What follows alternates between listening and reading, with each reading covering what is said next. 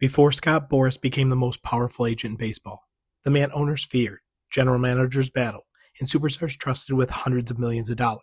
He was just another minor leaguer riding buses through small towns, chasing a dream that almost nobody reaches.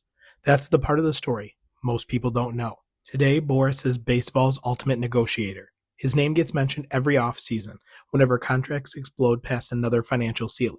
He's represented some of the biggest stars in the sport, helped reshape players' salaries forever, and built a reputation as a relentless mastermind who treats free agency like high-stakes warfare. But long before the billion-dollar negotiations and marathon winter meeting press conferences, Scott Boras was actually a ballplayer, and not at some powerhouse baseball school either. Boras played college baseball at the University of the Pacific before being drafted.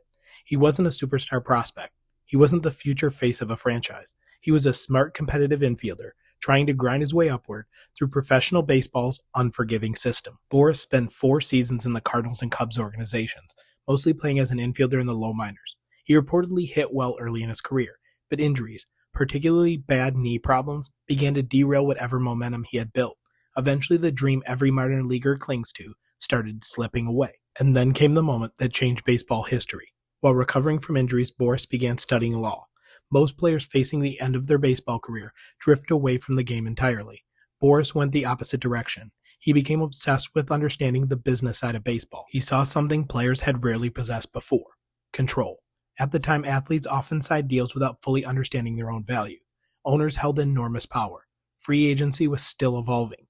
Players needed somebody willing to fight aggressively on their behalf. Scott Boras realized he could become that person.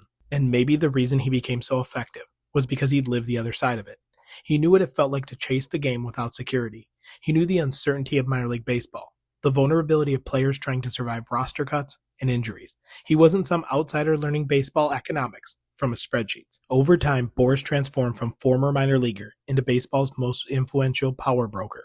He negotiated historic deals for stars like Alex Rodriguez, Bryce Harper, Garrett Cole, and countless others. Owners complained about him publicly, while privately preparing for the reality that if Boras represented a player, the price was going to rise. A lot. His reputation became larger than the players themselves sometimes. Fans viewed him as a villain, genius, salesman, strategist, depending on which side of negotiations they were standing on. But underneath all of it is still that former ball player from the Cardinals system, a guy who once stood on dusty infields in nearly empty stadiums, hoping that he might someday make the majors himself. He never did.